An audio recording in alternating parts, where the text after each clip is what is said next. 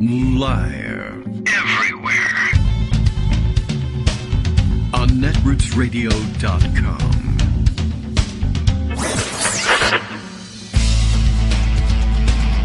David Waldman. Kagro. In the morning. Now, here's David Waldman. Hey, good morning, everybody. How you doing? It's Friday. Yay, it's Friday. It is Friday. I just wanted you to know that. I learned this morning that there's a senator named Katie Britt. That's it. That's what I learned. I didn't watch the State of the Union address last night, as I usually don't. I think I watched some of maybe the first one that Trump gave, just because I couldn't believe he was going to give a State of the Union address. And, of course, because it wasn't, in fact, the State of the Union address. It was some other thing, special invitation address to a joint session, etc. Remember that a president's first State of the Union address in office is not actually a State of the Union address because he doesn't know what the State of the Union is. He's been president for like 2 weeks. So, anyway, last night, a perfectly routine one. Joe Biden, still president of the United States, nothing earth-shaking. I don't love set-piece speeches, and although really, you know, the drama around it, or who yells out what now, this is now a common occurrence. Everybody, you can't have a State of the Union anymore without being interrupted by hecklers, which used to not ever be a thing, and now it's a thing every time. And Murdery Trader Green has to be one of them, and she came in some outlandish outfit last night and screamed things as usual, and I believe, screamed more MAGA Republican code. There was I don't even know what her thing was. She had on her mind one of the victims of crime perpetrated by an undocumented migrant, allegedly, that they love to rally around from time to time, and everybody mourns the loss and a violent death, but, you know, as usual, I don't know who they're talking about, and so they made that the issue. Say her name, but I don't remember what her name is. I didn't catch it this morning because I didn't watch her do the protest. She had a T-shirt on with the person's name on it as well, and you can't see it in any of the pictures because she printed it with say her name and then the person's name, and then she was sitting in a chair, but she didn't care because Murdery Trader Green just wanted the picture to be of her in her red jacket and MAGA hat yelling something. It didn't really matter what the name was. And then, of course, she yells that out. Say her name, and then Biden said her name, and that was it. That was it. You win. A whole thing. I don't know. Anyway, there were a couple other interruptions. Now it is routine for somebody to yell and scream or say you're a liar or something like that, and they did do that, and no one cares. And then of course the rebuttal. That's usually the thing that's of most interest because it's of so little interest. Even a Democratic rebuttal to a State of the Union speech, it's a boring affair. I mean, the State of the Union speech is a boring affair, usually. And the rebuttals are terrible. Universally terrible. I've never seen a good one given, honestly. And that has to do with the fact, I think, that you're following up the State of the Union address, which is a big deal and has a huge crowd, and the whole thing is all about screaming people or whatever. There's a cheering crowd. There's applause, even when they're not interrupting and heckling.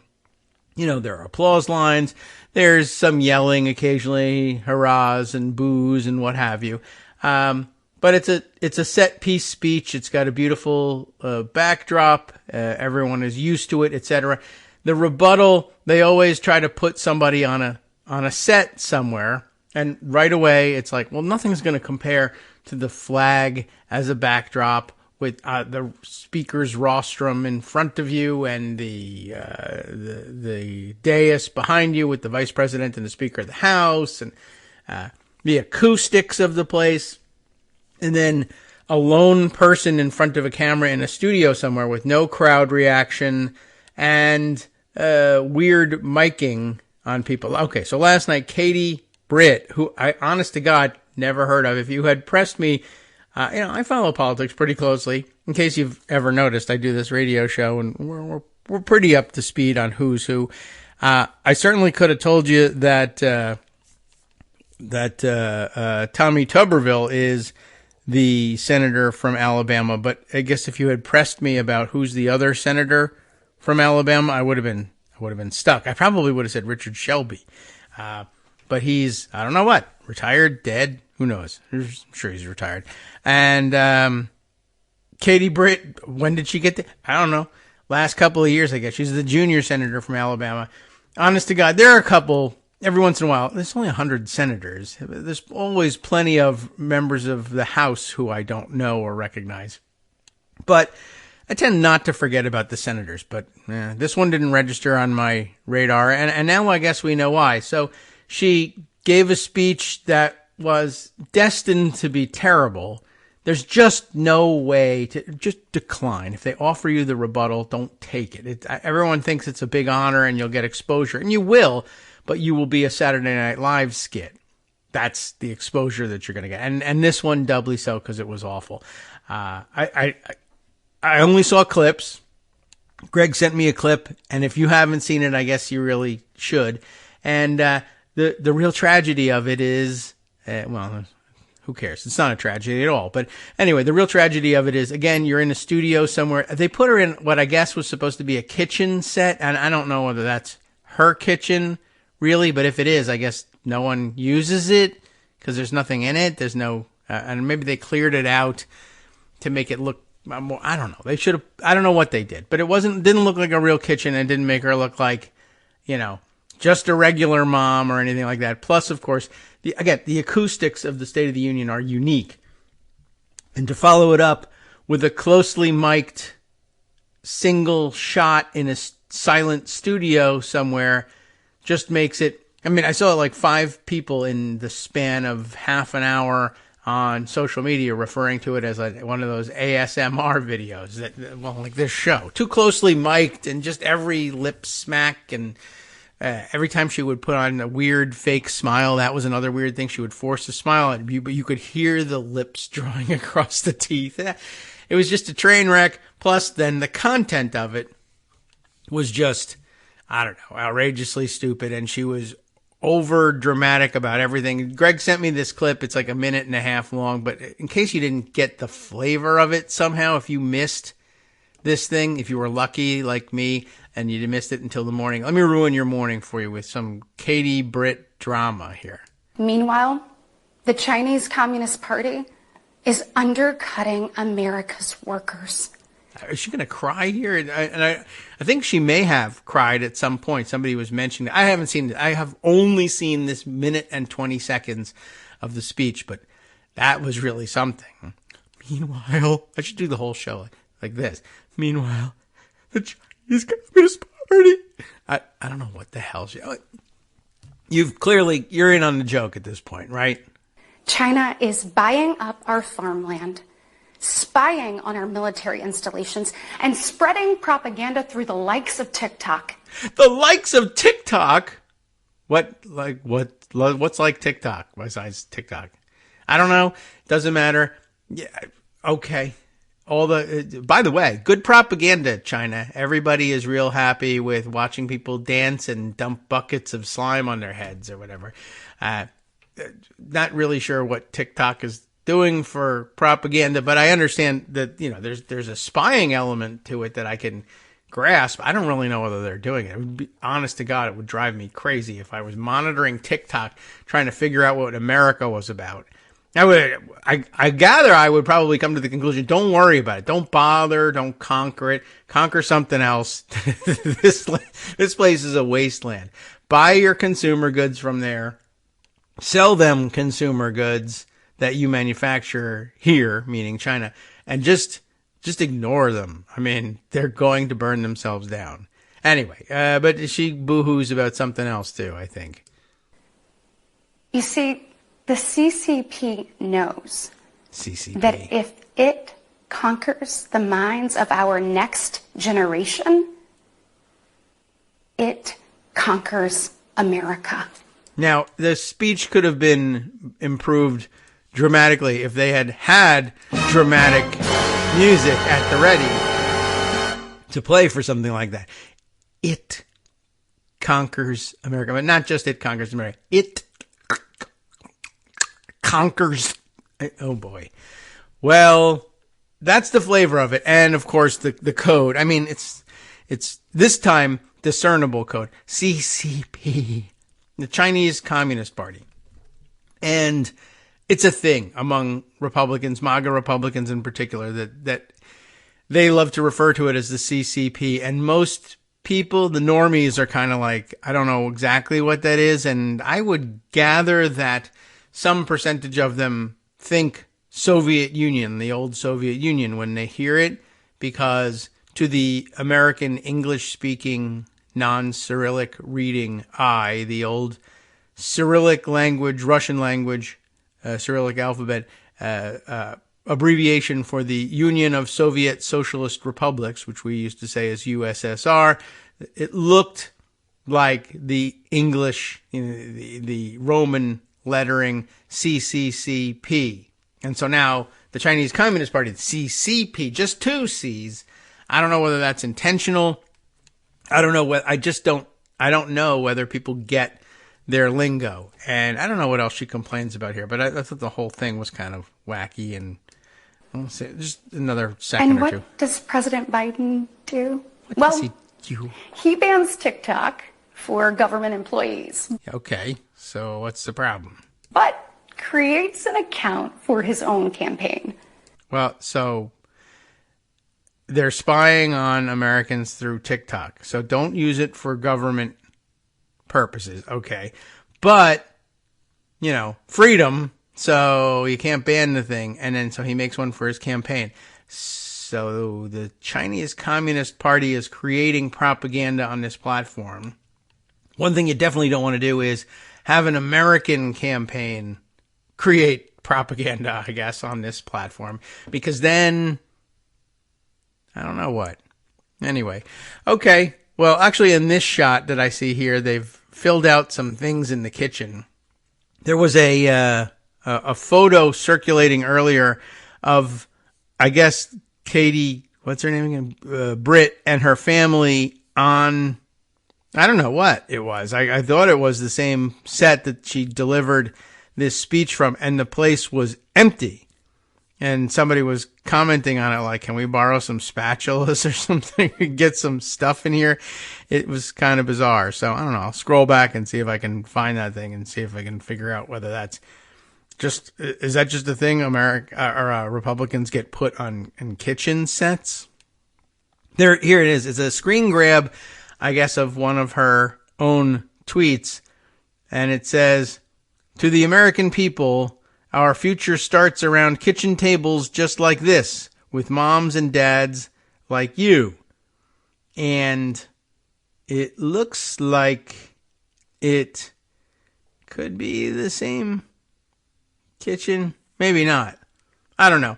The angle is kind of funky and I can't quite tell. But, yeah, in this picture, she's wearing the green shirt. Oh, that would be funny. You know what? The Saturday Night Live spoof ought to put her, not in the kitchen, but in front of a green screen, but wearing that green thing, so she just looks like she's just this floating head and a pair of hands pointing at nothing. I guess this is the same. Well, I don't know. It's very similarly decorated kitchen, except the sink appears to be in a different place, and maybe they have two sinks. I don't know. Anyway, in the picture here, I don't know. I guess I'll mark the thing so I can show it to you, but it's this empty kitchen that just looks like it's never been used, and the lighting is horrific, and there's a lot of problems with it. What can I tell you?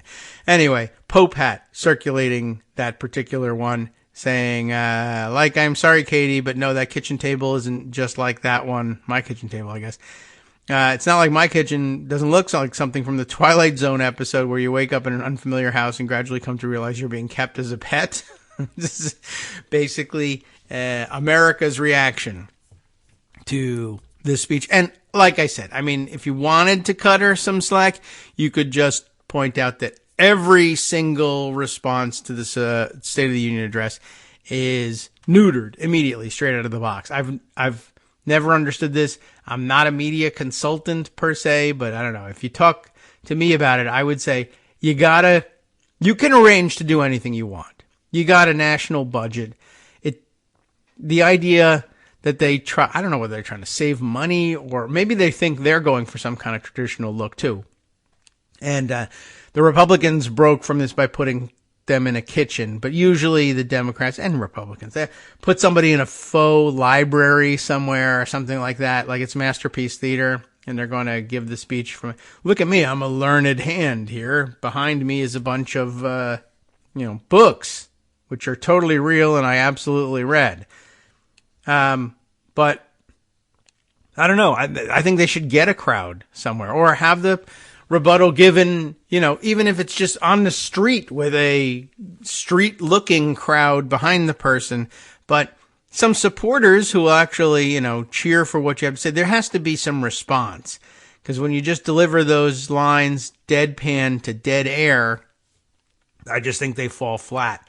I don't know what to tell you. Best example I can give you of making something otherwise boring more memorable just by changing the setting of it. You know what stuck with me? What year was it? 2012? Was it? The Democratic National Convention? Oh, was it 2000? No, or was it more recent? Was it like the 2020 thing? Because of COVID that they had the nominating roll call of the states. I'm trying to think of, what was it? Someone will remember, where they did like remote location stuff, and Rhode Island did their nomination from out on the beach or something, and they had like the local seafood out there, and a restaurant owner it was terrific in the sense. I mean, it was a little weird, but in the sense that it totally stuck with you. It couldn't remind me what year it was, but I guess logic tells me it must have been like the COVID year or something like that. And if it wasn't, then kudos to Rhode Island for engineering this thing, for being outside and just change the setting. Don't let it be silent behind you like it is on this show. It's terrible. You don't want anything like that ever.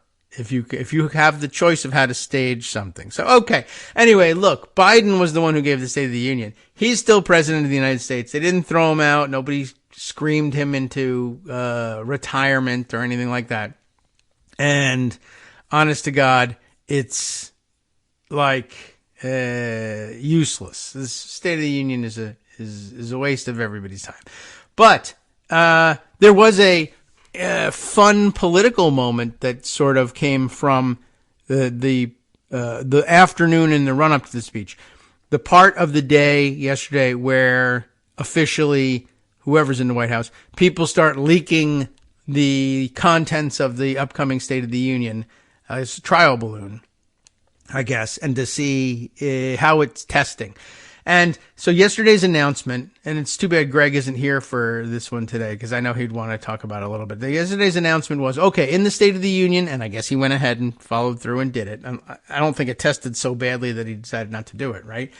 The announcement was going to be, well, the United States, and this is really something, the United States is going to build a temporary, and I guess floating port offshore from Gaza as a method of, in order to give the United States the capability to deliver aid to the Gazan population without having to go overland and I guess then depend on Israel to grant access and facilitate the transfer and distribution of the aid, which is very interesting and a very creative solution to one of the many problems arising from this war.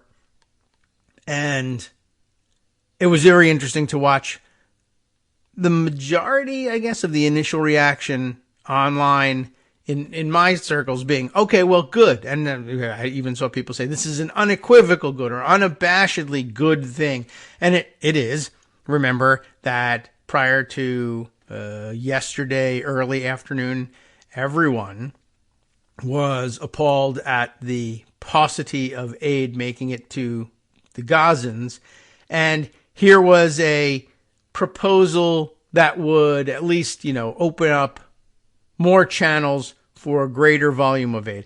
The United States initially began airdropping aid and was immediately, criticized by Palestinian sympathizers in the United States.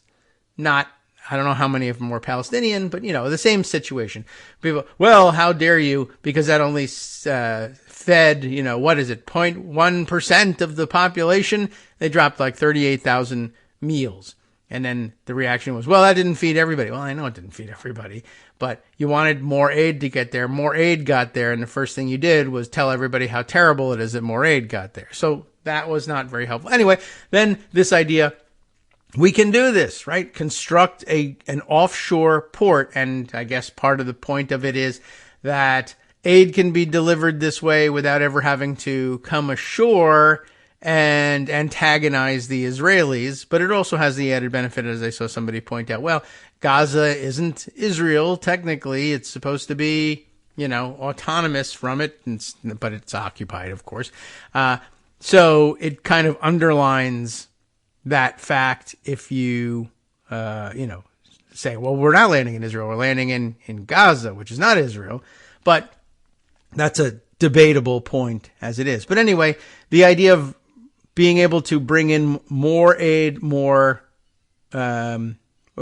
less impediment, I guess, from the Israeli forces and everything else that might be happening on the ground seems like an unabashed good thing. But of course, within an hour or so, we were being told exactly why it was so bad. It was, well, it could take a long time to build, which it could. And, not a long time, but no, there's no immediate solution. But do you try one or do you not try one? This reminded me a little bit of watching the hecklers and protesters following Alexandria Ocasio-Cortez around with their cameras. Well, all you want is to get her to say the word. What you really wanted was to alleviate the suffering of Gaza, right? I mean, you didn't forget about that, right? So anyway, this situation arises. The announcement is made and, well, they're not going to, what if it's going to take too long, or it's a joke, or why not just tell Israel to stop? And, all of those are, not all of those are good points, but certainly, why not just tell Israel to stop? Or what about the weird contradiction of you're going to spend all this money to bring aid and at the same time not going to turn off the pipeline of munitions to the Israelis?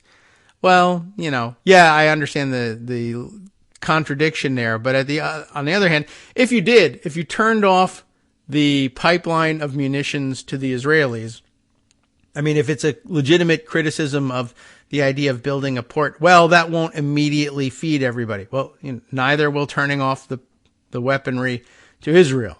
They'll still have plenty of things to kill people with. People will continue to die, and it will take some time for them to scale back operations, if they scale back operations and don't just find their weaponry elsewhere. And in the meantime, no one getting any aid or food or medicine or anything. So, would that be an unabashedly good thing to turn on? Well, I don't know. Yes, it would be. And then other people would say, well, what about the aid? Well, okay, what if we brought aid in too? Well, you're wrong for doing that too. It was, a hopeless situation, but I don't know. Seems like it's certainly a good proposal. I like the sort of daring do involved in saying, yeah, all right, well, look, Israel is not responding to us in the way that you would think that an ally, a supposed ally in the region that you stand by steadfastly in the worst of times would respond. You would hope for better, but you're not getting it. So America says, what can I tell you? To hell with that. We think that people ought to be getting this aid and we're going to make it happen. I thought that was a fairly impressive thing to propose. It was almost bordering on entertaining to search around and look for people deciding that it was in fact a horrible thing to offer aid. I just didn't really understand it. It's not everything you hope for, sure, but what happened to I'll do whatever it takes to alleviate the suffering of the Gazan people? and then someone offers a chance to do that. I guess it does present some serious complications, including trying to guess, let's just try to guess now, who bombs the port and what does America do about it? Because, of course, if that port blows up, the Palestinians will say, well, Israel blew the port up. They didn't want aid getting to the Gazans. And, of course, Israel will say, Hamas blew the port up. They don't want aid getting to the Gazans either. And everybody not only will disclaim having done it, but blame the other side. And so that'll be an interesting guessing game when we try to figure that out. And it's not like forensics can't figure it out, but we're unfortunately in a position where nobody's going to believe what the answer is unless it's the answer that they hoped it was. Palestinian supporters, if they're told Hamas actually bombed the thing because they don't want to see aid getting, they want to highlight the crisis and use it against the United States and against Israel, they will not believe that. They will say that is Israeli propaganda. Don't buy it. And meanwhile, if someone were to make the claim, for instance, the Palestinians, that it was in fact Israel that bombed the port, there would be plenty of people that say that's just Palestinian propaganda. Israel would never do that and directly attack the United States and use their ordinance against their greatest ally, even if they don't ever acknowledge that we're all that great an ally either. It's a mystery in the making, to say the least. Okay. I don't know if I want to add any more to that one, but I was kind of astonished by the proposal and overwhelmed by it when it was made yesterday afternoon, and I thought that's pretty good for a number of reasons, not the least of which is it will illustrate this concept for us nicely. No one will ever say a good thing.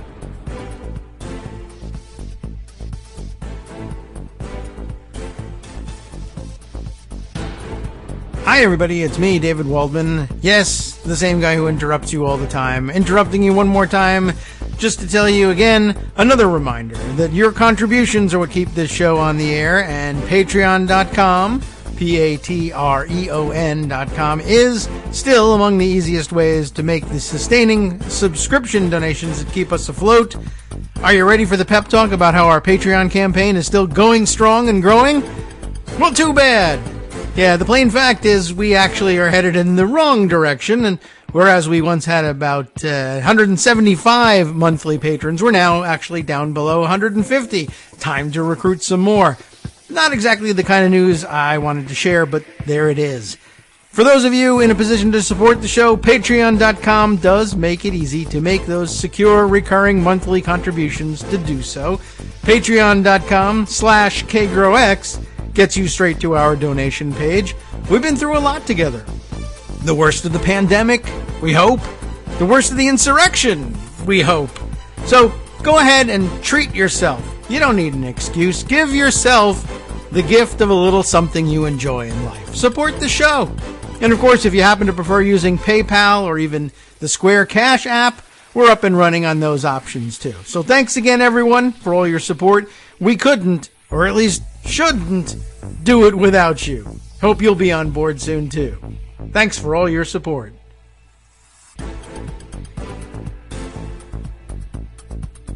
All right, welcome back now to the Kagro in the Morning Show here on Netroots Radio. This section will be my response to the first part of my show. And I just wanted you to forget it. I give up. I think we're done with that. I think we're done with the discussion of the idea, the I thought very bold idea of the Gaza port. I don't know if it'll work. I don't know how quickly it can be built, but we do have the military engineering capability of doing this.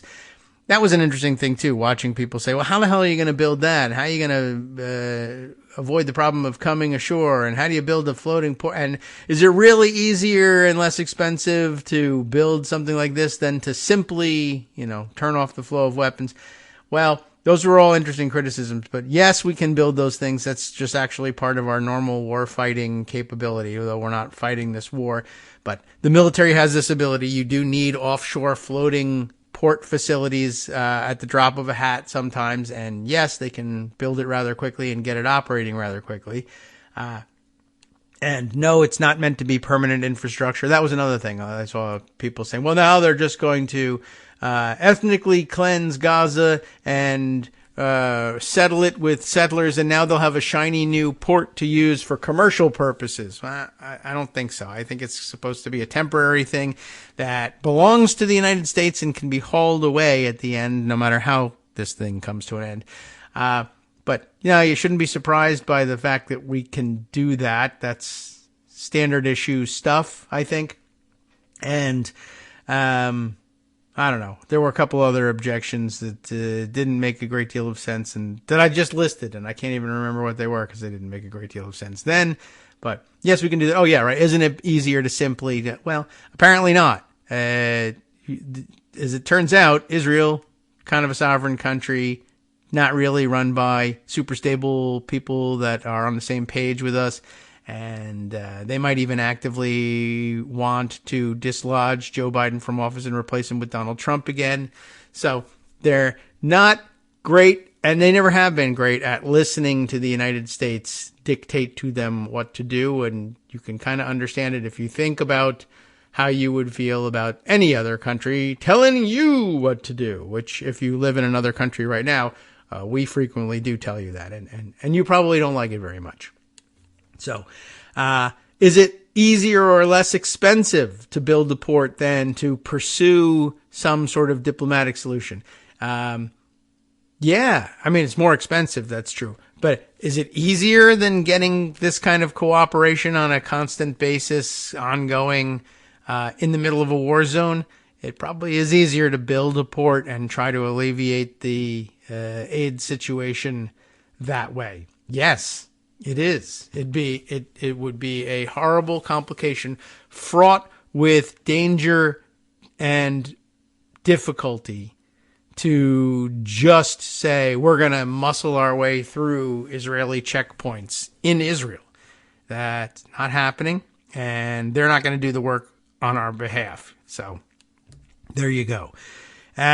Quite interesting. All right, let's see. Other things that I wanted to tell you about. I knew there were some other things I had for you, although oddly, Pocket has scrambled them up a little bit and put a few things that I haven't seen in many weeks back up at the top of the list, but only a few of them. So we can skip over them, and though it would be interesting, it might be interesting to dive back into those things.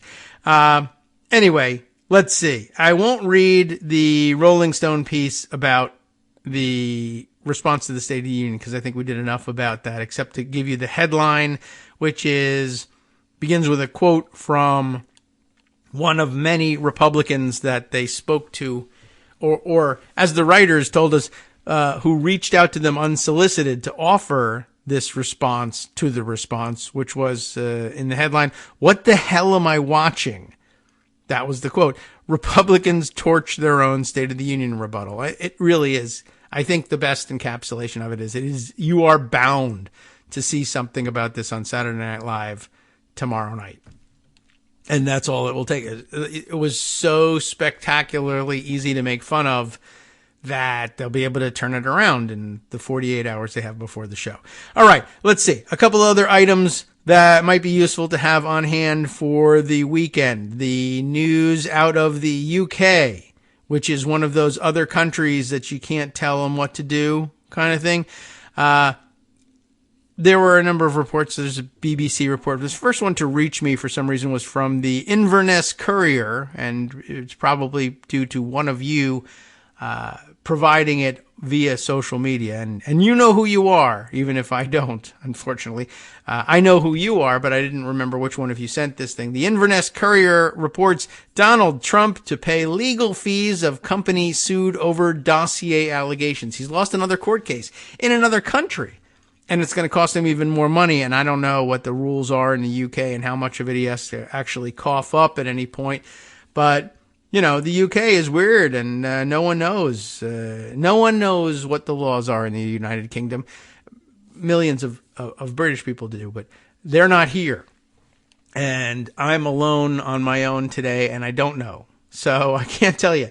I think, though, we've all studied British history. I believe that unless you pay your fine, they cut your head off. That might be Saudi Arabia that I'm thinking of, or possibly medieval Britain, or both.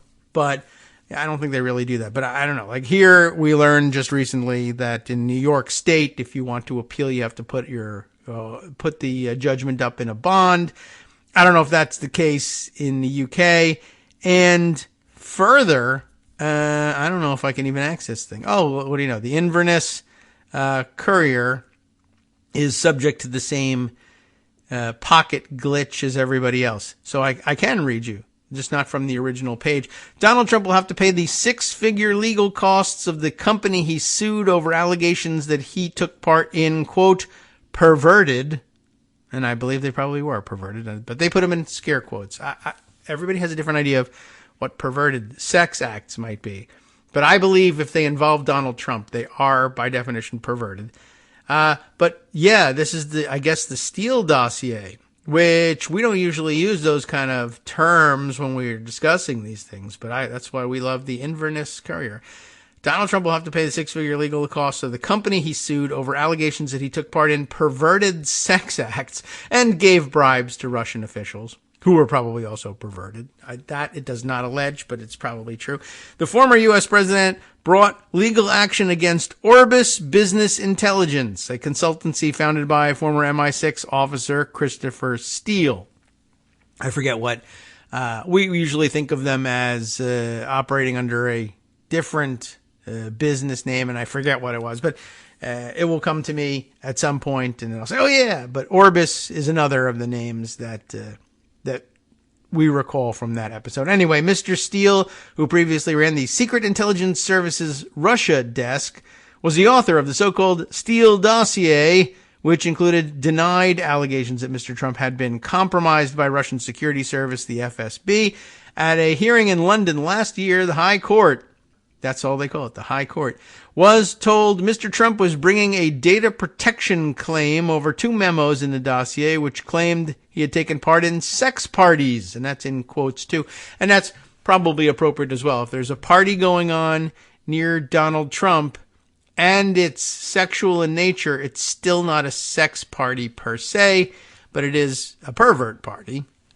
Some of the people there are being abused in a sexual way, but it's not sex in the traditional sense because it involves Donald Trump. So, anyway, sex parties while in St. Petersburg and engaged in, thanks for bringing this up first thing in the morning, golden showers with prostitutes in Moscow. That is to say, he did a 2-city sex tour of perverted stuff. And let's see, sex party for St. Petersburg and golden showers for Moscow. Moscow always getting the short end of the stick in terms of the entertainment factor. That's just the way it is. Anyway, in a ruling last month, Mrs. Justice, is it Stein or Stain? I'm not up to speed on who the folks are at the apex of the British judicial system, but everybody else in Britain knows. Steyn. It could be Stain or Stein, and I'm embarrassed not to know, but, we only deal with the one branch of the British government. Well, 2 branches, I guess. The Royals, which is, I don't know, it's not a branch, but they have a governmental role, that much I'm aware of, and Prime Minister and Parliament, but yeah, the judicial system is a complete unknown to us, and sorry about that. But anyway, in the ruling, she threw out Trump's case, finding his compensation claim was bound to fail. And you probably could have guessed that the time he showed up there to meet the Queen and then came in formal dress. And then you just were like, that guy's just bound to fail in pretty much everything that he undertakes. Oh, yes, right. Fusion GPS. Thank you to Justice for sending me that note via Skype. And very helpful. And Gil, maybe this is what you're talking about. Gil, Gil knows what I'm talking about. We're whispering here about having perhaps the ability to every once in a while have some volunteer production services smuggled in via Skype, I guess we could say. So it could work. This is an example of how that might work. Okay. Right? Maybe this problem is being worked out before our very eyes. Anyway, what was I telling you about? Oh, yes, Trump losing another case internationally. In an order obtained by the PA news agency on Thursday, which I guess is responsible for the contents of this article, it's like the AP, except it's the PA. You know how it is with us and the British. We have to name everything something else, right? Even though it's in English.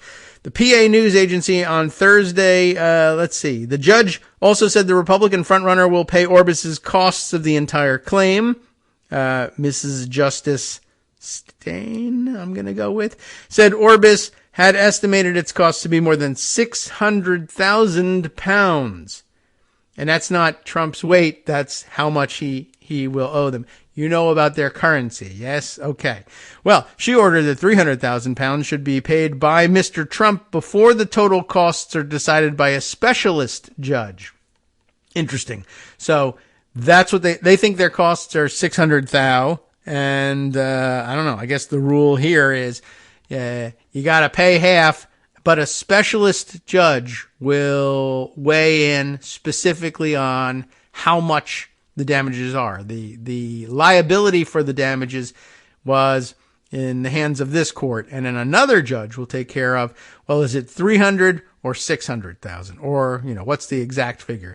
The order from early February also said Mr. Trump has made no attempt to bring an appeal. So that's good. The dossier, do we want to read any more about it? No, not really. Doesn't really matter. We know what was in it. Let's leave it at that.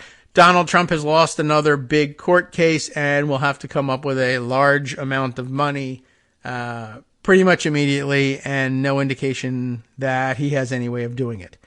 Okay, let's see. Other things to bring up before the weekend. There are a lot. How about something weird and esoteric that ordinarily would not be discussed on the show, but isn't totally out of keeping with themes from the show? I have seen circulated on social media a piece from the Defector. Oh boy, big pop up in the way here. How can I get rid of this thing? I guess I can't, which means I only have like a third of the screen to work with because I haven't yet subscribed to Defector. But this thing has been circulated and raves about this piece, even though it's old. I'm not sure what prompted its recirculation. Two things recently had the same phenomenon. One of which we're not reading, which was there was this renewed interest in this article written a couple of years ago about one reporter's experience covering the Formula One racing circuit, which was of interest, but which had somehow, for some reason, been deleted from the Road and Track website where it once ran, and that was something weird about that as well. But this one from the Defector, I guess what prompted it was, I'm a little out of it. What prompted it began ostensibly as a story about Sydney Sweeney and her career, essentially, and where it was.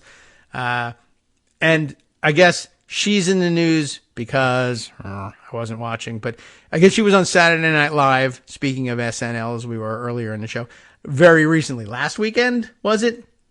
And she made a big splash. Although this is another like MAGA coding that I can't understand. I guess now that they've decided that Taylor Swift isn't going to be their Aryan Queen anymore, they may be making an attempt to latch onto Sydney Sweeney, though, again, no indication that there's any reason to believe that she would accept that role at all. But she is white and she's blonde, and I guess she looks a little bit like Taylor Swift in a way. Anyway, she's a famous actress about whom I know nothing because I haven't seen the show that she does, but apparently it's a big hit. I've definitely heard the name. It's not obscure or anything like that. It's a big hit, and this has made her a big star. I just don't know what it is. Euphoria. That's it. Okay, I see it now. She's also been in The White Lotus. Also haven't seen it, but also a huge hit, and I'm out of touch for not having seen it, as well as The Handmaid's Tale. So all three things, huge cultural touchstones that I am not in touch with. But anyway, she was on Saturday Night Live, and apparently she did what is, I think now, a recurring sketch, or at least a recurring sketch idea, that they're always going to set a sketch in a Hooters bar whenever they get, a actress who can plausibly be dressed up in the Hooters costume and present a traditionally attractive picture, I suppose we could say. And I guess Sydney Sweeney is one of them. And it's usually, poking fun at the whole Hooters concept or whatever. Anyway, but apparently it's something they've done with Kim Kardashian and Katy Perry and Sydney Sweeney now joining in this. But the reason it became a MAGA thing, apparently MAGA decided that somehow this was like, well, they put we'll use their traditionalist language. They put a sexy actress in a sexy costume again. They've made America great again. They're breaking the woke hold on, it's like this has been on Saturday Night Live forever. But, in their view, woke America is, telling people not to look at sexually attractive women because I don't know what exactly, or everybody's, they'll make it into an anti-trans thing. Well, I thought you guys thought everybody was, it's nonsense. She'll have nothing to do, I'm sure, with the political agenda of it. But anyway, she's now back in the news for that reason, and I guess that is what prompted the circulation of this very interesting and not at all in our normal wheelhouse article, but which people were very interested in and praising. The money is in all the wrong places. Interesting, right? So intriguing title, and not out of keeping entirely with things that we've read on the show. I'm going to have to read the text, I think. Well, I guess I could do it a little bit at a time from this screen. It's a little bit annoying. But Kelsey McKinney is responsible for this very interesting take from August 10th, 2022 in The Defector. You got to bear with the start because I promise it comes around. Because it starts with, oh no, on the premise of, oh dear, poor Sydney Sweeney here is living in a $3 million mansion as a top Hollywood star and has to keep hustling every day for more money. And you say, well, why am I concerned with that? And it turns into a story, and a good one, and well told, very well told by Kelsey McKinney here. You can always tell who in Hollywood has family money by their Instagrams. This is a keen insight as well. I don't tell this way from Instagram because I don't look at Instagram, but Kelsey does, and look what she's found in this. People like Dakota Johnson, who have a Hollywood lineage deeper than the Mariana Trench. I didn't know that, but I also barely know who Dakota Johnson is. Post only rarely. They post about social justice causes they care about, or personal announcements. Even someone like actress and musician Maya Hawke mostly posts previews of upcoming projects or selfies on Jimmy Fallon, self-promotion, with some personalized aspects. An actress like Sydney Sweeney, who grew up in Spokane, Washington, and lived in a motel with her whole family while trying to make an acting career work, has a very different looking feed. Interesting. How so? Sweeney is not really any less famous than her legacy peers after her roles in Euphoria, The White Lotus, and The Handmaid's Tale. She has, at age 24, been working steadily in Hollywood for 10 years. Her performance in the most recent season of Euphoria earned her an Emmy nomination.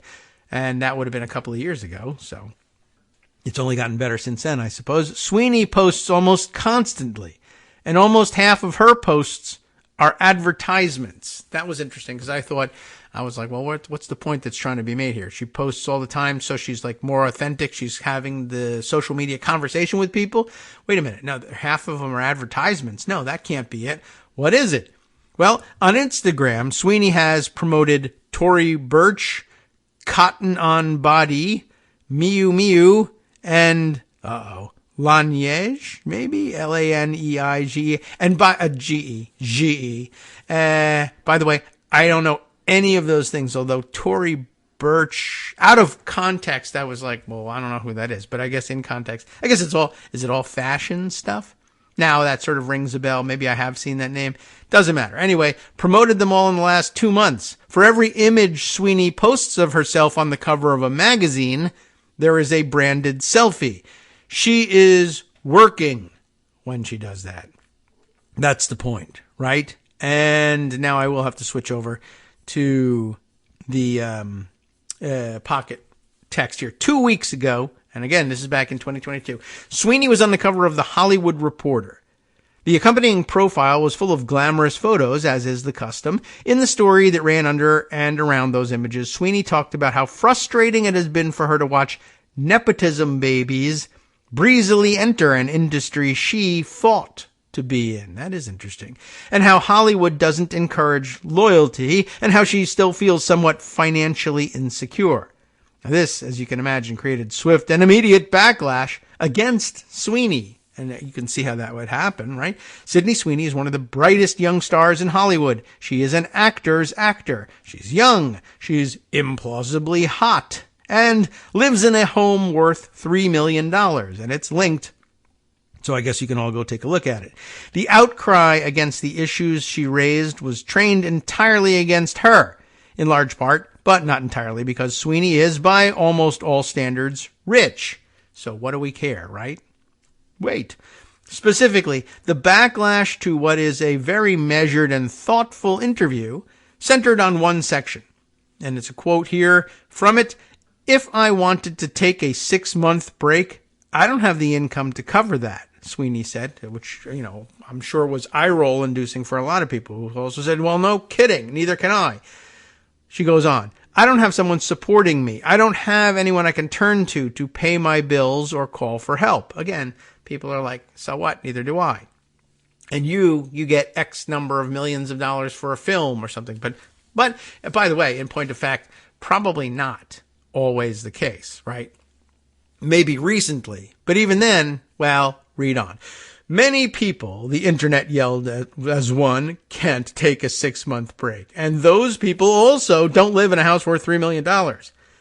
While this is true, it also ignores the context that Sweeney provides in the article.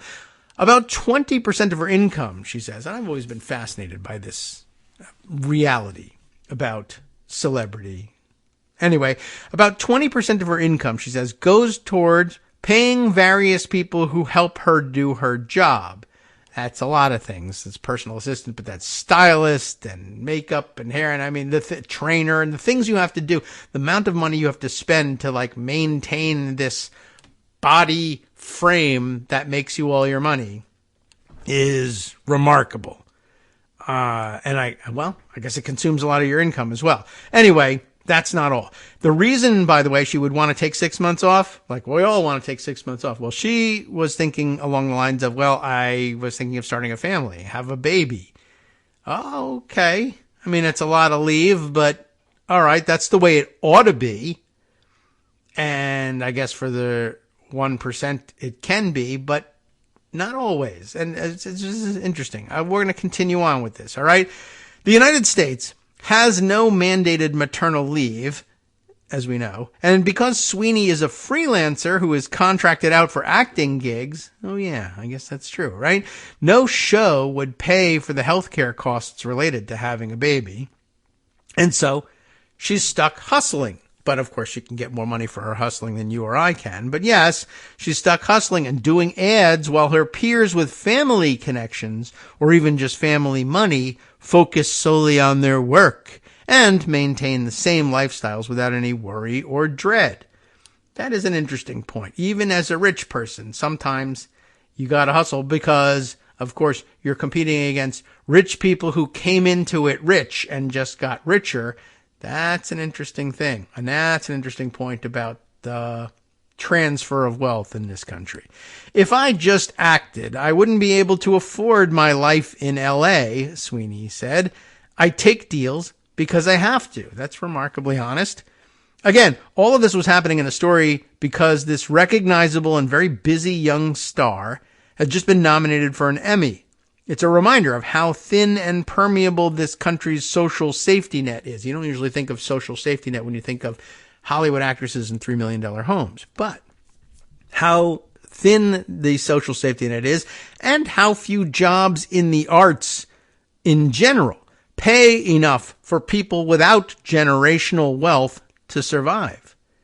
If Sydney Sweeney, who has been a star for years and a working actor for a decade, still feels up against her limits before she's even started a family, then something is either not working as it should or working in a way that is wildly, worryingly universal.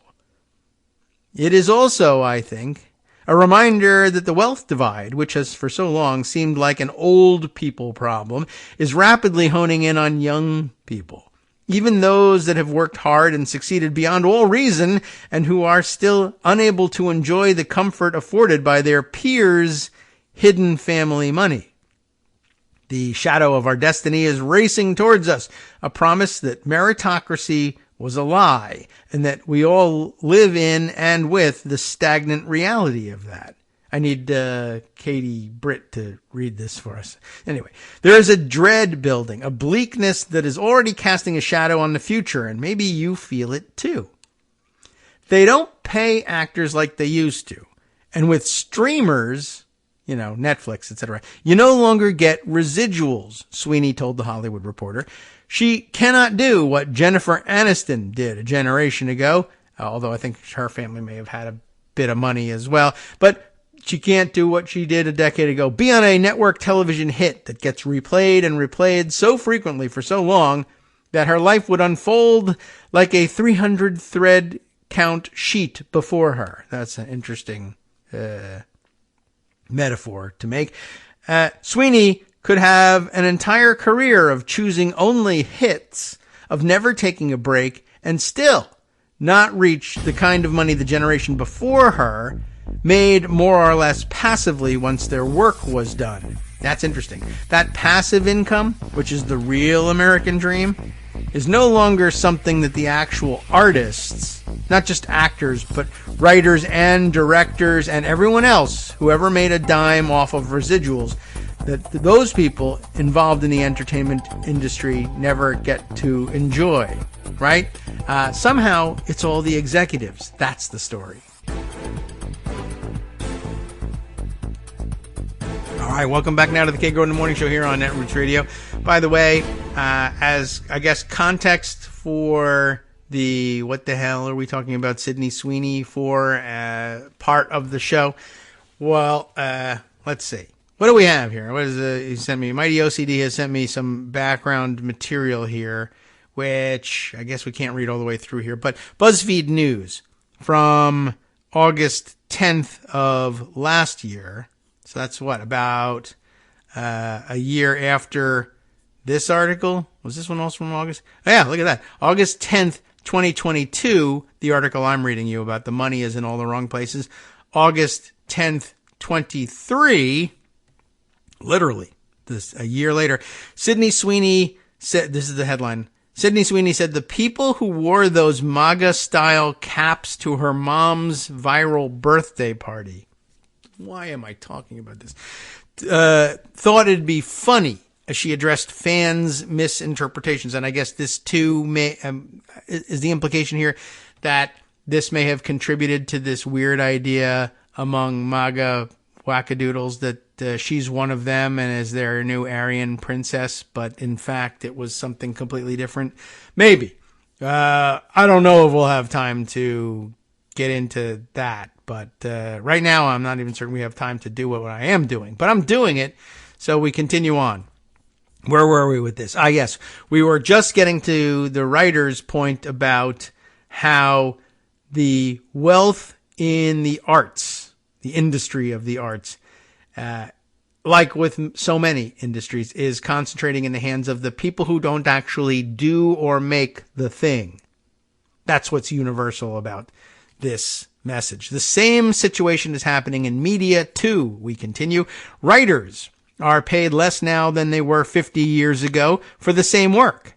Ernest Hemingway was paid $1 a word in 1936. That's actually more than $21 per word in today's dollar. The maximum I was ever paid to write for a glossy magazine in print was $2 a word, and that was in 2021. No one, and I really mean no one, in media makes $21 a word. That compensation just doesn't exist. You could be the most popular novelist in the world and not make $21 a word to report. You could argue that no writer today is as good or popular as Hemingway was at his peak, but no writer today is even making half or a quarter what he made, and writers only ever get so famous. If someone were paid $5 a word in 2022, which is something I have never heard of happening, and is a full $2 more than anyone I know has ever been paid per word, that would be a quarter of what Hemingway was paid. That writer would be able to pay their rent and health insurance premiums and tuck some money away in savings off a standard issue story per month. But again, that lucky writer does not exist. What this means is that the door a writer could step through to make a career 50 or even 20 years ago, the one opening onto a life where someone who works hard and does well could buy a house on the strength of that work alone, has been slammed shut. But you likely knew that, right? But that's not because there isn't money to be made in any of these industries either. Not just Sydney Sweeney's, but mine too. Some people are making very good money in these fields and have been for a long time. They just aren't the people making the art, the product, if you want to think about it like that. They aren't the people whose names you know, whose lives can upend overnight because of the attention and lack of privacy that fame brings. They are the people who profit off art without actually making it.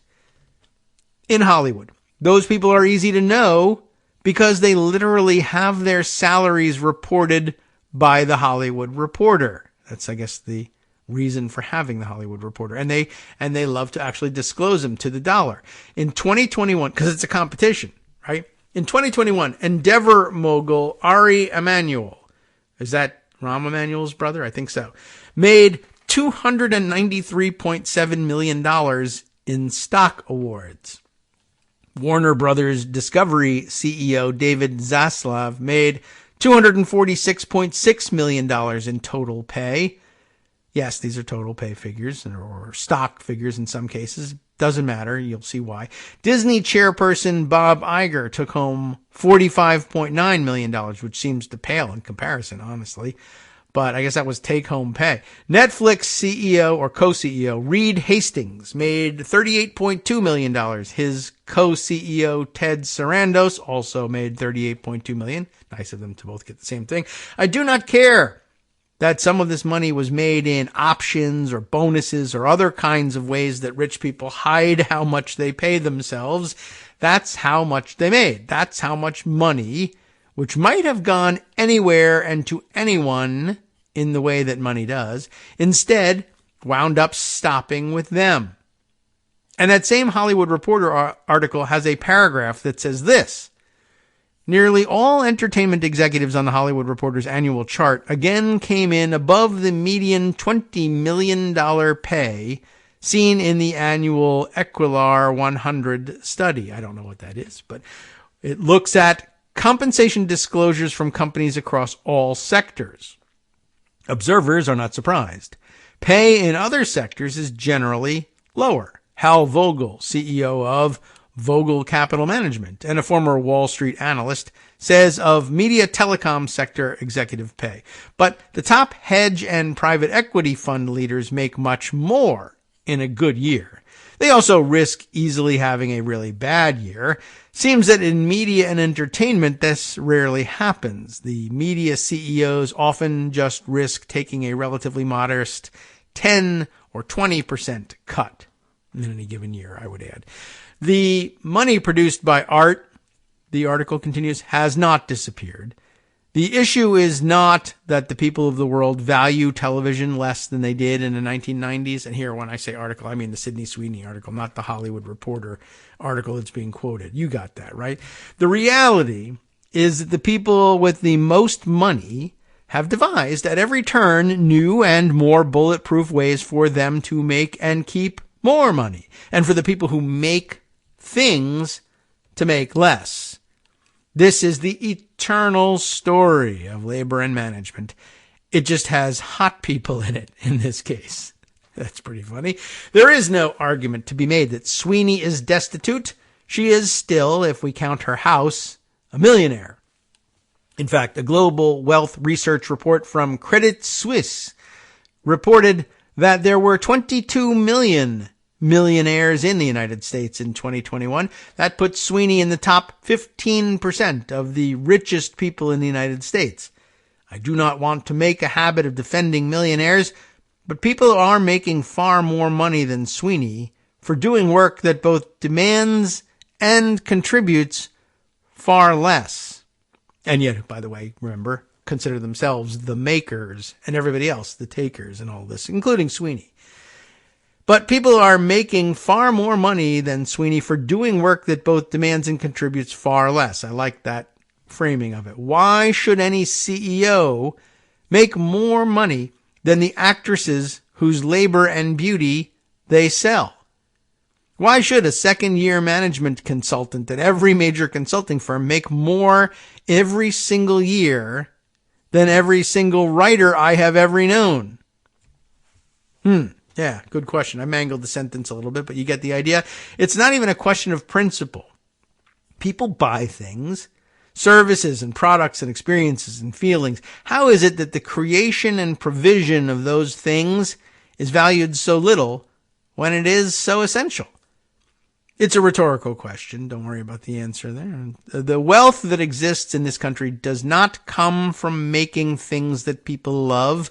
People spend money on that, obviously, but they've done that long enough that those industries have had time to optimize for their own preferences.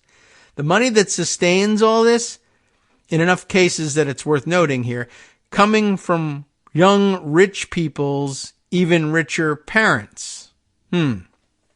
The money that sustains it is coming from that. Again, a mangled sentence that makes more sense if we read it right. The money that sustains all this is, in enough cases it's worth noting here, coming from rich young people's even richer parents. People who make a fortune starting their own fashion line. Except, how did they start their own fashion line? Sometimes because the parents have had a fashion line and they can pay for you starting a fashion line as well. And why not? It is coming from giant corporations, awarding it, whether out of ideological commitment or just force of habit, to people who sit behind desks all day. Some of those people might also make art, but they are not the norm. The structure built around these valuable creative products is bloated in ways that starve and imperil that creative process, but those privations also hold it in place. Baseball executives, when they are talking about the same sort of thing, like to use the phrase cost certainty. I'd like to look into that phrase and see what it means to them and how they use it. But here is the crux of the issue. If Sydney Sweeney cannot afford to take 6 months off, it is a safe assumption to make that no one in Hollywood without family money can. That means that even one of the most famous and in-demand actresses working right now is less secure than every nepotism baby who sauntered into an audition because their dad had been the legal counsel for Warner Brothers or whatever. Ooh. It's easy to see how this makes the art those studios produce worse, but also easy to see how it persists. It's also not a world I want to live in. I don't want to exist in a place where the people who make the most money off art don't make it at all. I don't want to live in a country in which our best actresses can't afford to take a break and have a baby. I don't want anyone to have to live like that as it happens, but even by the standards of this moment, that fact seems both cruel and a waste. The whole of American society at this moment is a layer of various anxieties and resentments without any sincerely shared values pinning it all in place. Some of those resentments are more deserved than others. The millennial generation stands to inherit a whopping $68 trillion from the boomer generation. What is being coined the Great Wealth Transfer is already beginning. Sweeney's peers, who are mostly the children of very rich people, are going to become even richer by doing nothing. Millions of millennials are going to become very rich by doing nothing. Among the many benefits of this will be that they can post only when they want to. They will be able to take jobs they care about instead of the ones they need. But Sweeney isn't one of those people. She comes from a family that could not afford to financially support her at all when she finished school. She will not have the luxury of relaxing as her inheritance pours in. Everyone deserves to be able to take 6 months off to have a baby. Everyone. The fact that Sydney Sweeney cannot is a reminder that the reason American workers do not have paid family leave is also the reason each generation has more nepotism babies than the last. We do not tax rich people enough, and they do not pay their fair share.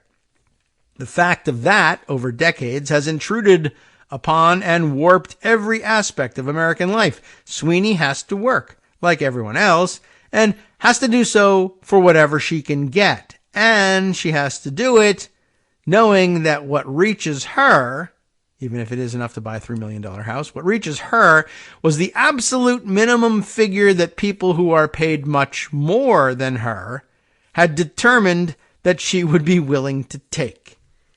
She is not alone. And that's actually the end of the article. And she's not alone. You're with her too. We all are. That's just the way it is. And nothing you can do about it. Oh, except, yes, actually, we could make policy choices that were different. And we wouldn't even necessarily have to upend all the rest of it. We could just say, oh, I don't know, maybe taxes on the ultra wealthy in this country are a little bit higher than they used to be. Or maybe it should just be a matter of strict policy that the wealthiest people in the country actually have to pay more, a higher percentage in taxes than the middle class and the poor. Kind of like it used to be, back when America was supposedly great, right? But you know that point already. I just thought this was an interesting angle of illustrating it. And interestingly, there's another way to flip that script a little bit too, by the way, probably, and tell Sydney Sweeney, well, on the other hand, there's an argument to be made that you are feeling the pressure of you can't take 6 months off because you need to generate X amount of income because 20% of it goes to supporting a mini industry of people who support the Sydney Sweeney machine. In other words, you're feeling the pressure of employing people and being responsible for making sure that they can support their families. And also, of course, you've done the calculation in your head of what is the, or something like what is the absolute minimum, if not the absolute minimum, that they will accept in order to come to work supporting the Sydney Sweeney machine. I mean, it may be, I don't really know. It may be that her policy is I actually give people considerably more than that. And that's why it consumes 20% of my income. But it's an interesting thing to be both a cog in this machine and an employer of a mini industry yourself. Very interesting. By the way, so let's see, what was the thing that Mighty OCD sent us about? Apparently she had a birthday a year later, she's having a birthday party for her mom, which, how is that even a famous thing? I don't know.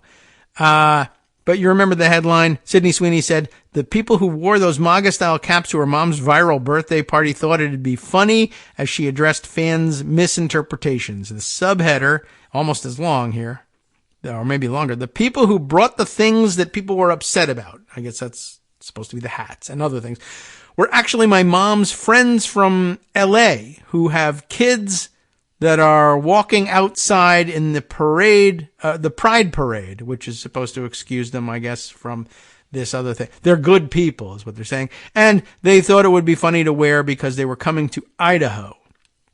I don't know. Layla Muhammad covering this for BuzzFeed in August of 2023. Do you want to know what was going on?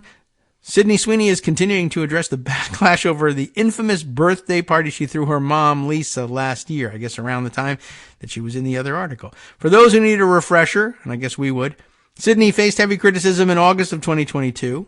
That's when we were reading this article from. After fans spotted people wearing MAGA-style hats and Blue Lives Matter tops in the background of several photos and videos shared from a surprise hoedown, that's what it says, she'd thrown for her mom's 60th birthday.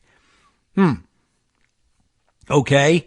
Sydney tagged her brother Trent Sweeney, who clarified that the MAGA-style red caps worn by multiple guests read, "Make 60 great again." Okay, I see. So they are spoof hats. I guess maybe that, I don't know how long that problem lasted. But anyway, after receiving criticism from fans who were appalled at what appeared to be Sydney's family and friends sporting right-wing merchandise, Sydney told people to stop making assumptions and turning the innocent celebration into an absurd political statement. All right. You guys, this is wild. An innocent celebration for my mom's milestone 60th birthday has turned into an absurd political statement, which was not the intention. Stop making assumptions. I mean, probably a better message is, no, those things said, make 60 great again, not America great again, and it was a spoof thing. But I guess that's long story short on that one. I don't know how long this plagued her for, but apparently it was an issue for a while, and maybe that contributes somewhat to this idea that she's supposed to be the new MAGA queen. But that plus the fact that she dresses in ways that, like many women stars in Hollywood who are young enough to pull this off comfortably for themselves anyway, accentuates the body. And this is supposed to be, I guess, in MAGA incel minds, this is all for them. So I guess that's how they come to the conclusion that she's supposed to be the next Aryan queen for them. And then, of course, misinterpreting this birthday party probably only helped accelerate that issue. So let's see. More to the point, or when I say more, there is more to this point, which comes again from Mighty OCD. Sydney Sweeney is a great actress, too, and funny, and she was in every single skit on SNL last week. She's not just some blonde bombshell. Okay. Well, I mean, that's the role of the guest star. They do that. And she was good on it? Good. Okay. Well, anyway, really the point was that you should be aware that, again, weirdo MAGA people are out there speaking their own language and thinking America is in tune with that. And I think I put something aside about that phenomenon too. Where would I even find it? I don't know. Or maybe I just repeated it when I saw somebody saying as much on, I'm sure it was Blue Sky, but yes, I think the deal was, I was just watching somebody say, yeah, you know, we underestimate how bizarre and weird it is that there's an entire MAGA cult that sort of thinks that everybody's on the same page with them and speaks their code and is angry about the things that they're angry about when in reality no one knows anything about it. Yeah, here we are. What's the provenance of this chain here? Let's see. Here we are. Yes, there's a discussion going on about, how the general election campaign might unfold. And somebody commenting here that Republican PACs that are going to be spending so heavily trying to promote the Trump candidacy haven't really gotten any better at talking to normal people.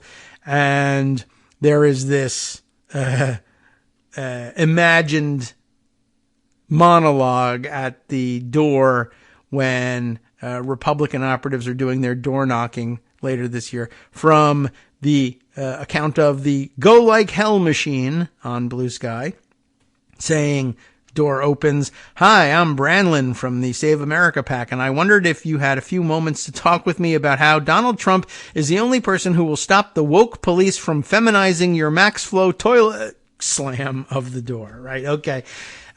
Yes. And then the comment from, let's see, Van Videm, also on Blue Sky, saying, deeply underappreciated that the people under 35 years old who volunteer for Republican campaigns are very, very weird and increasingly creepy people. Right-wing social media trolls and dead-eyed members of young Republican chapters aren't good with normies or possessed of deep personal charisma. That's the comment I was thinking of, and very true.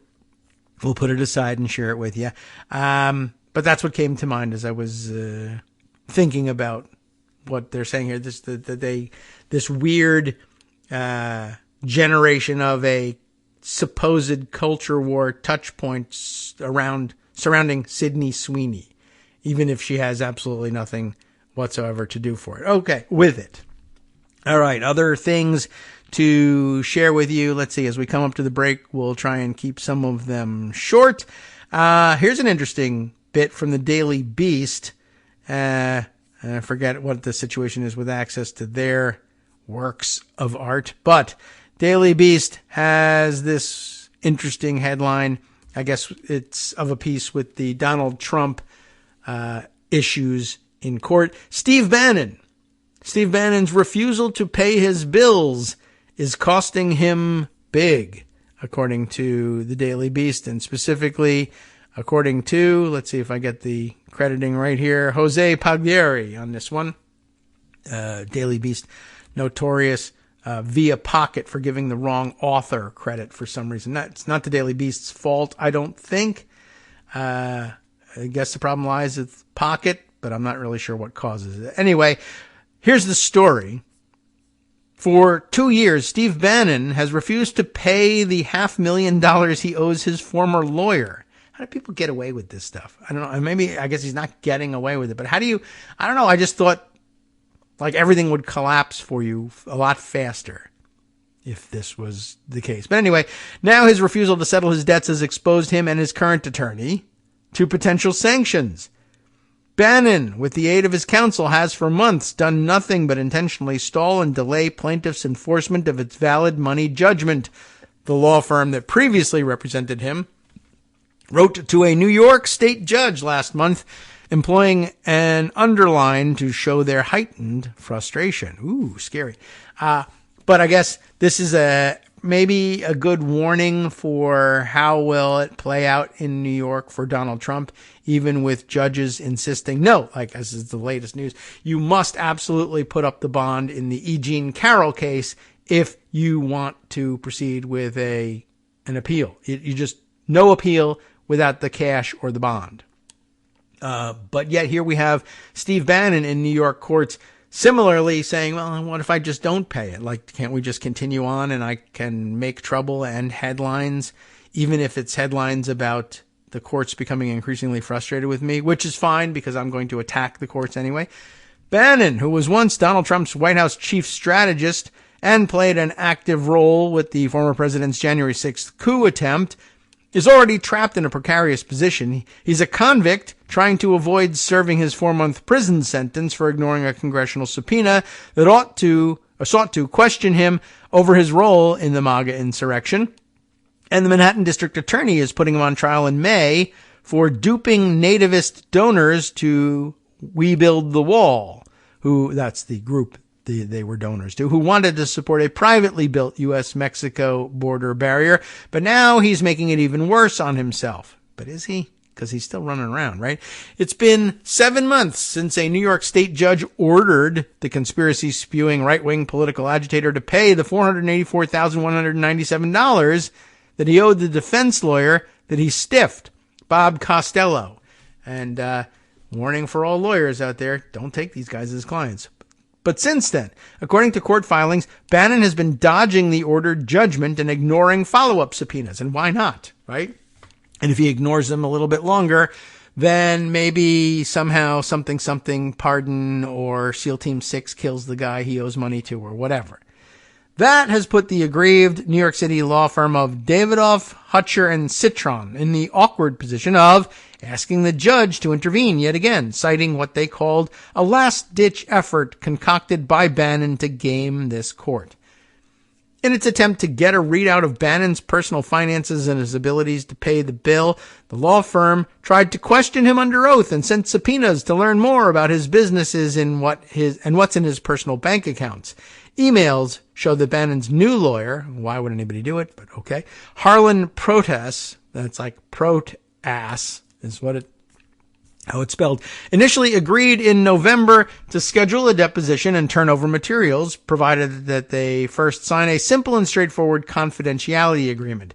But as the months went by, nothing happened, which sounds like a conscious decision to make that the strategy, right? Then in January, Bannon suddenly put up resistance and claimed he couldn't possibly answer questions or turn over any bank records. Doing so would potentially reveal evidence of fraud that could ruin his attempt to overturn his federal conviction or even bolster the Manhattan DA's case. Okay. DHC's taking of post-judgment discovery from Mr. Bannon poses a significant risk of compromising Mr. Bannon's Fifth Amendment rights against self-incrimination, protests wrote in court filings. That is a unique answer, but just demonstrates how much more rope there is left for Trump himself to just continue to ignore every judgment against him. Hi, I'm Scott Anderson, the guy that writes the daily summary for this show, Kagro in the Morning. Thank you to everyone that supports this show. Many of you send donations through PayPal, Patreon, Square Cash, Radio Public, and so on. Some of you write your own essays and send them in, or read articles with your own commentary. We appreciate it. Now, some of you are listening to this and thinking, I'd like to help, but isn't there something I could do that wouldn't require money or effort? Why, yes, there is. You can just like us. On Daily Kos, they call it the recommend button. YouTube has a thumbs up. There are hearts and likes and love buttons. Tap our love button. Tap our love button every day. Share our shows and summaries on Facebook and Twitter, YouTube and iTunes, Stitcher and Amazon. Most of these places allow you to write a review, so a sentence or two would be great. Recommend us to social media, or tell your friends to listen to the show. You aren't just helping us, you're helping them find their new favorite thing to listen to. You could change the world. So thank you in advance from me and everybody else in the world.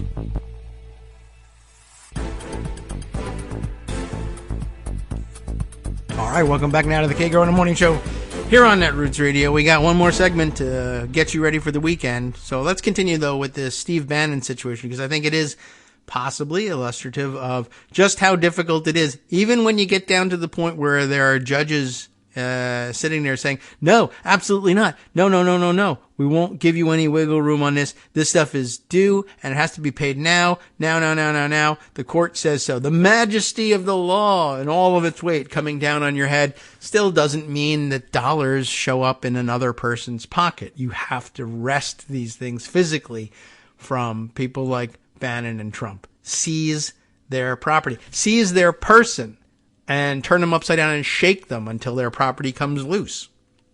But that's not the way we do things in this country.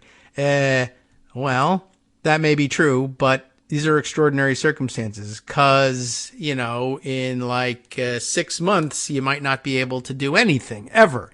And, Your Honor, I ask you, is this justice? No, it's not, right? Okay, well, anyway. Where were we with this? Right. Oh, yes. The lawyers were complaining, which I think is kind of ironic. And that's probably part of the Trump-Bannon calculus here is, well, the people who are crying are wealthy lawyers. Like, no one's going to give a crap about that. They're not going to be, that's not a sympathetic person to latch onto. But we can all be sympathetic with this. Trump and Bannon should be losing assets rapidly to other people. That's just a matter of law here. And it's not happening. That is bad news for all of us. All right, so let's see. This was all an unwelcome surprise, apparently, that they couldn't get this money out of Steve Bannon. On February 6th, Costello's law firm told the judge that protests had been toying with them and engaging in a feeble attempt at stalling. I like this, by the way, novel approach. The reason I'm not paying you is I don't care about you. But ostensibly it's, well, it would be so difficult and I don't have the money. I'm not paying you the money because I simply don't have the money. Oh yeah, well, we think you should have to prove that you don't have the money. In fact, we think we can prove that you do have the money. And so we are subpoenaing your bank records. And the answer is, well, you can't subpoena our bank records because my client has a Fifth Amendment right not to incriminate himself. That is to say, if we said he doesn't have the money, but he actually does have the money and the records would prove that he has the money, well, we're not going to give you those records because then that's a Fifth Amendment violation. He has the right not to incriminate himself and tell you that he actually does have the money. That's novel. But then so is absolute presidential immunity before, during, and after the presidency. And it's stupid beyond words, but they know that the weakness of our legal system is people are going to have to litigate it. No matter how stupid it is, you got to go through the process of proving that it's stupid. And then justice will be done. Except, again, it's only done if people agree that justice happened and I have to pay attention to it. Which if you don't have people on the other side of the equation who think it's something they have to pay attention to, either because they're entitled to be scofflaws about anything they want because they can just pardon themselves or have the judge executed or whatever it may be in their minds, then at that point it's just dealing with sovereign citizens. So not much different. And you should know that going in at a minimum. What you're going to do about it, I don't know, but you should know it going in. So where were we with this? Again, on February 6th, Costello's law firm told the judge that Protas, who is the current Bannon lawyer, was toying with them in a feeble attempt at stalling, except it seems to be working. Joseph N. Polito, a senior counsel at Costello's firm, wrote that the excuse, quote, is beyond any and all logic. Oh no, well that'll stop things. Polito then took the relatively rare and aggressive approach of asking that New York Supreme Court Justice Arlene P. Bluth hit the right-wing influencer and his lawyer each with $10,000 sanctions. That could be higher. The highest, but it literally could not be higher because apparently it's the highest allowable fine for engaging in intentional dilatory litigation tactics. Bannon's intentional bad faith conduct has left plaintiff with no other choice but to seek civil contempt sanctions. Without this relief, Bannon will be further emboldened to continue his dilatory tactics that have, and continue to, severely prejudice plaintiff in its efforts to satisfy the substantial money judgment that remains outstanding, Polito wrote. And he's right, but they're not going to listen. But Polito went even further, asking the judge also to tack on the costs he incurred for having to address Bannon's frivolity, also perfectly reasonable, an eloquent insult used to describe the hours he's wasted chasing down the conservative media figure.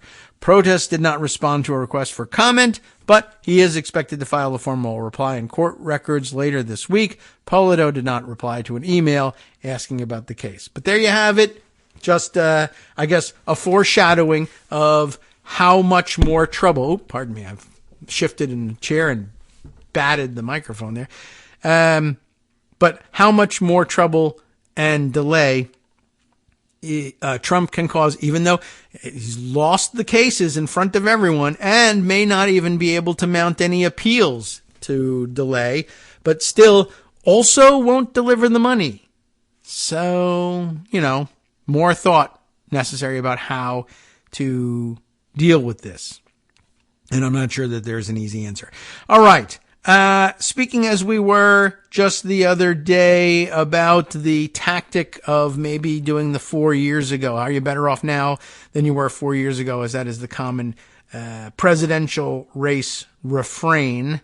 And that, by most logic, you should not be interested in using such a, refrain if you are Donald Trump, because things were, of course, disastrous 4 years ago. It's worth reminding everybody, even if it's just going to result in unifying the votes that were probably inclined to go to the Democratic candidate anyway, I don't know whether they're capable of persuading anybody on the Republican side, maybe never Trumpers, etc. But it's a unique power that the phrase has, given how crazily off the charts, wackadoodle things and unstable and un-American things were just 4 years ago. And well, as I mentioned, there was some interest in making that an institutional thing. Chris Hayes said he was interested in doing such a thing. And Brendan Nyhan was very much enamored of the concept as well when it was floated the other day. And he's been doing it himself and tweeting actually a rundown of, I guess, everything from the beginning of the Trump administration going forward. What was going on, I guess, on this date 7 years ago, 6 years ago, 5 years ago, and he's fairly effective with it. Today's entry, 7 years ago today, China approves 38 new Trump trademarks. We all but forgotten about, a good 3/4 of the corruption. We haven't necessarily forgotten it. It's just that if we were listing things off the top of our head, this wouldn't make the list. And yet we would say, oh yeah, right, I do remember it, but I didn't remember it. By the way, the breaking news here at the moment, Josh Friedman Trump has filed, somehow anyway, his $91.6 million bond in the E. Jean Carroll case, which I guess means things will go forward. He scraped together the money somehow, maybe, or at least he claims to. I don't know how much verification there really is in that process. I mean, there's an attached document here, screenshot of a document. It's a one-pager if you want to take a look at it. Let's see. I mean, it's essentially let's say notice of motion for approval of supersedious, I don't know how you pronounce that, bond. I guess the bond that you need to provide in order to make an appeal, and stay of execution of judgment pending appeal. Please take notice that the defendant, Donald Trump, what they keep calling President Trump. This is Alina Habba filing this stuff. The defendant, President Donald J. Trump, parentheses, quote, President Trump, close parens, yeah. Hereby moves this court before the Honorable Louis A. Kaplan, United States District Judge for the Southern District of New York, located at 500 Pearl Street. That's all part of this boilerplate language. On a date to be set by the court for entry of an order, 1, approving the supersedious bond filed herewith in the amount of $91,630,000, and 2, staying execution. Okay. So, but it makes the claim essentially that the bond has been filed, but I don't know, like, what you're supposed to attach to it in order to prove that the bond actually has been filed. But I don't know whether that's different from any other case of this sort, but there you have it. The claim is, and Trump and paperwork, man, don't believe it. Ask for some proof. But the claim is that they've filed the bond. All right, let's see. I was just about to, I was reading you Brendan Nyhan's rundown of the 4 years ago, 3 years ago, 2 years ago, etc. 7 years ago was China approves the 38 new Trump trademarks. 6 years ago, Trump asked witnesses about interviews with the special counsel, the things you're not supposed to tell anybody. 5 years ago, Manafort says he was humiliated and ashamed at his sentencing, for which he was later pardoned, of course. 4 years ago, Trump says to leave passengers with COVID-19 on the cruise ships in order to keep case numbers low. That was a fantastic response to COVID-19. Just let people die out there so that I'm not blamed with high numbers. If they die offshore, we can say, they weren't Americans and they didn't die here, so who cares? So, wow. Okay. Well, let's see. I was going to give you another view of the 4 years ago thing coming from Brian Beutler and his off-message, non-Substack bloggy thing. I don't know if we're settling on what to call these things generically. 4 years ago, Donald Trump knew how dangerous COVID was and lied about it. It was a good reminder. He made life immeasurably worse for all Americans, and we can't forget it. In all the possible meanings of that term. We can't forget it. We shouldn't forget it. We mustn't forget it. We can't forget it even if we try. I like to point out, Brian says, that Donald Trump is we'll say crappy person, but that's not what he says, along multiple axes. And I believe his crappiness, which makes him unlikable, is his biggest political liability. There are other liberals who believe complaining about corruption and poor character falls flat if it seems disconnected from regular workday concerns. Donald Trump accepted millions of dollars in payments from China while he was president. Well, what do I care, so long as he doesn't make things worse for me, personally? It's not a crazy idea, but I don't think appealing to selfishness is strictly necessary in Trump's case. Most people hate crooks and liars. And Trump is more crooked and dishonest than any American politician in 250 years. That's why most people hate him.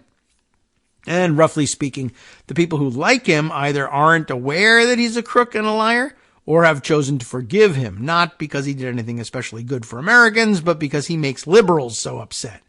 However, I don't object to connecting dots between Trump's corruption and the direct harm he's done and threatens to do to Americans, particularly when the dots are easy to connect. And if that'll persuade Democrats to make a greater issue of his corruption, there is no better case in point than his decision to leave 330 million Americans vulnerable to a pandemic disease he knew to be airborne and deadly, because he feared that leveling with us would be bad for him personally.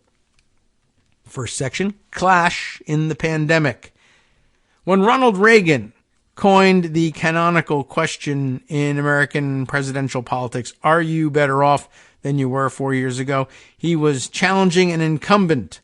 But the rhetorical pitch works just as well the other way around when an incumbent seeking re-election has made the country he inherited better off than it was. I think we might have to read off of Pocket in this one. Oh no. Well, as it turns out, my original access to this thing is now gone. That's too bad. I might have to definitely have to consider a subscription here to that. I read it and it was a nice piece, and it's one of those ones I'm going to have to make a mental note about that. Sorry, everybody, because now I feel like I've wasted some valuable time starting on a piece that I can't finish. I'll share it with you in case some of you are subscribers but haven't yet read the piece. And it was good, too. And, we're going to have to figure out the budget for subscriptions on things like this, because there's a lot of good writers that I want to share their information with you, but I have to remember that they are behind paywalls, and with good reason. As we pointed out in the earlier article, people who create these things deserve to be compensated. Unfortunately, there are, I guess the executives who run the platforms that a lot of these people use for distribution of their newsletters are making money off of it in ways that they probably shouldn't. But I certainly can't object to people making their money this way, since we use a similar platform, though we don't block anybody off from our content unless they pay. But at any rate, maybe we would be doing better if we did. By the way, I did mention that this was a non-Substack blog, but it is in fact simply a Substack blog, not tagged as a Substack blog, possibly for reasons having to do with the fact that Substack is such an unpopular platform, and yet it allows such easy use of paywalls. And it appears down at the bottom here, Substack is involved in this, even though it's not in the URL. I thought maybe it was a non-Substack for ideological reasons, but as it turns out, it is Substack for practical reasons instead. All right. Well, I promise you that it was something of interest and that he did well with, and sometimes he distributes some of the better points via social media along the way as an enticement for you to read the entire article and or subscribe to it. Okay. Well, this time we can't do it. Let's see. Other things then that we could share with you in the time that we have available to us. How about, let's see.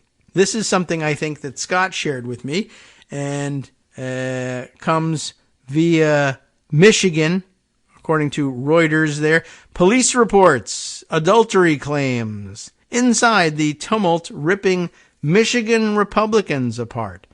Nathan Lane, not the actor, but the other one, whose name, I think because we made the same joke, I am reminded of, reporting on this one. This is a March 1st story, apparently with a correction involved here, but we haven't read it already, so we'll just read the correct version going forward. This datelined Mount Pleasant, Michigan, a threat of dueling party conventions to choose a presidential nominee this weekend. Accusations of adultery, corruption, and incompetence, a barrage of social media attacks, and a police investigation. That all goes into the story here.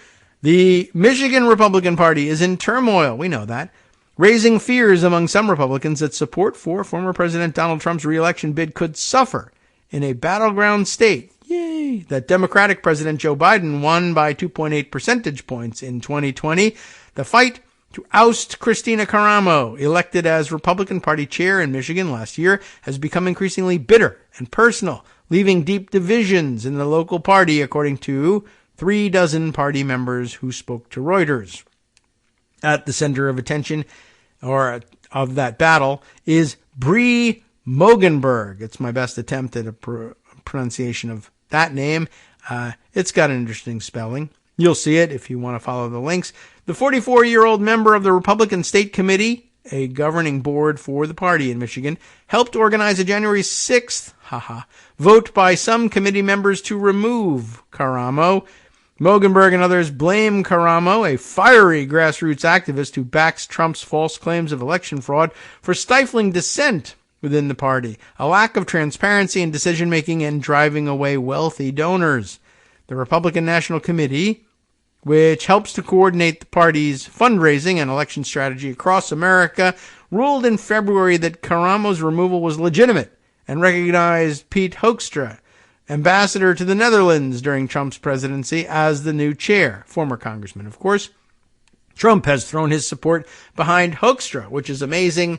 I guess, you got to guess at what Trump is going to do when two wackadoodle nudniks claim to be Trump supporters and then fight for control of the Michigan party. He's going to back one of them. Anyway, Caramo has contested the vote, and the rival factions have announced dueling conventions on Saturday to choose a presidential nominee and award delegates to the party's national convention in July. Caramo retains a loyal following among a contingent of the party's roughly 2,000 precinct delegates and its 107-person state committee, but a court ruling this week affirmed her removal as chair has put her convention and future with the party in doubt. Just checking in, by the way, on the date of this, March 1st. So I guess they already had this convention, and we missed it, and we haven't heard about it. I was like, oh, well, is that coming up this weekend? But I guess that would have been last weekend, because last Friday was March 1st. And I don't even know if did we discuss this? We must have talked about the fact that did they have it? Did they go forward with it? Remember that in Rosalind McGregor's prior reporting, there was questions about whether or not, even before she was tossed out as state party chair, ostensibly tossed out anyway by the national party, that there were issues of the state party not being able to pay the bills for venues which were hosting their events. So I don't know whether the things went forward or not over the last week. I'm going to take a look, but I'm actually more interested in the weapons that they used against one another in their fight, which is, I think, what this article is about. Among the Republican activists, the fighting has become personal, right? Several Caramo supporters and anonymous online trolls have, without evidence, accused Mogenberg of having an affair with a married man, Andy Seabolt, who's named here, another state committee member. Ew. Anyway, both Mogenberg and Seabolt deny the allegations. Mogenberg has accused Caramo and her supporters of character assassination. Such destructive behavior has been a core cause of division in the party, she told Reuters. but they all love to employ that tactic when they can. Karamo's signature was on an official email newsletter in January that directed party members to a Telegram messaging chat room with a series of anonymous posts repeating the adultery allegations, some uploaded days before the crucial party vote. Karamo did not respond to a request for comment on the adultery allegations and inter-party strife. A number of the 36 party members in Michigan who spoke to Reuters expressed concern with the acrimony, risked leaving Republican activists disillusioned and less likely to volunteer or vote. Among the disenchanted are many grassroots donors Karamo courted with promises of breaking the party's reliance on the moneyed elite. That will resonate. Daniel Harrington, 62, who wrote two $1,776 checks, wink, wink, in support last year of Karamo, says he won't be donating to the party or helping it get out the vote in November if she is ousted. Oh well. As precinct delegate, he was planning to participate in Karamo's convention in Detroit. We're upset with Trump. Absolutely, said Harrington, who voted for the former president in 2016 and 2020, but was angry at how he abandoned Karamo. And that makes some sense, but, all the interviews with all the other Trump wackadoodles indicate he'll probably just come back and say, well, I did it because reasons. But he says now, I'd like to send a message wherever the convention is going to be to not elect Trump. Wow, it's pretty straightforward. We'll see how you feel in November. A conservative, Harrington, said he would probably still vote for Trump in November, right? I'd like to send a message, don't elect him. But I'll probably elect him. Okay, great. Except not great. He'll probably vote for Trump in November if given the choice of him and Democratic President Joe Biden. That is, if that's the choice. Well, it is. And everybody knows it. So just answer the question. Trump won Michigan's primary convincingly on Tuesday, securing 12 of 16 delegates up for grabs. The remaining 39 of Michigan's 55 delegates are due to be allocated on Saturday, and I guess they did that. And there are results.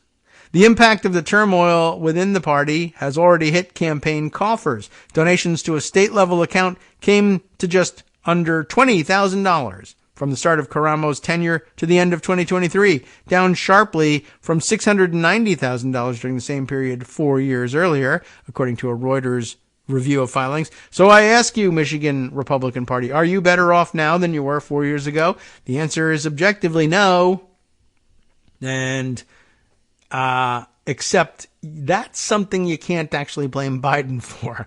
Biden's not responsible for the ability of the Michigan Republican Party to raise money. But it will convince them that Karamo has to go, which is exactly how they came to that conclusion, I guess, anyway. So, anyway, I just thought it was interesting, given the 4 years ago construction here. Contributions to the state party's federal account also suffered, with reported fundraising totaling about $900,000 last year, down from $1.5 million 4 years earlier in 2019. Then on to a description of the personal divisions. The tensions in Michigan are driven as much by personal animus as by any ideology. Karamo and her supporters describe establishment Republicans, those aligned with business interests and traditional donors, as corrupt and tend to be very conservative in their policy beliefs. So, weird way of putting it, but true. The members backing Hoekstra are also conservative. Yeah. But told Reuters they are willing to work with wealthy donors. They accuse Karamo of incompetence. We're so very fractured, said Kelly Sackett, one of two people from the rival factions claiming to be party chair in Kalamazoo County, where a battle for control has been playing out in courtrooms and police reports. I don't see it all coming back together. A judge in Kent County, Michigan on Tuesday issued a preliminary injunction saying that Karamo was properly removed and preventing her from representing herself as chair of the party in Michigan. On Thursday, a 3-judge panel of the Michigan Court of Appeals denied Karamo's request to suspend Tuesday's ruling while it weighs her ongoing appeal. I don't know. Trump always gets things suspended. Despite the rulings, Karamo has yet to call off Saturday's planned convention in Detroit. Hoekstra has convened a meeting at the same day in Grand Rapids, confident that his delegates will be recognized by the National Convention in July. Mogenberg, single mother of 3 who runs a daycare at her home, her own, I guess, is no stranger to controversy. She was, until recently, the chair of the Isabella County chapter of Moms for Liberty, a conservative nonprofit that has not got a great reputation these days, that fought COVID-era mask mandates and teaching about LGBT rights, because they go hand in hand, because it's obvious, right? Because whatever's bothering conservatives, we're fighting about. When Seabolt's wife, Jennifer, first messaged her privately on Facebook last June, accusing her of sleeping with her husband. That's where that came from? Wow. A tense exchange ensued. Jennifer told Reuters that she was also upset with her husband for working with Mogenberg and others to undermine Karamo, whom she supports. Jennifer did not provide evidence of an affair. In July, as Mogenberg ramped up pressure on Karamo, Charles Richard, a backer of the embattled chair, started attacking Mogenberg and Seabolt with Facebook posts containing sexual innuendo and unsubstantiated claims of corruption. How exciting.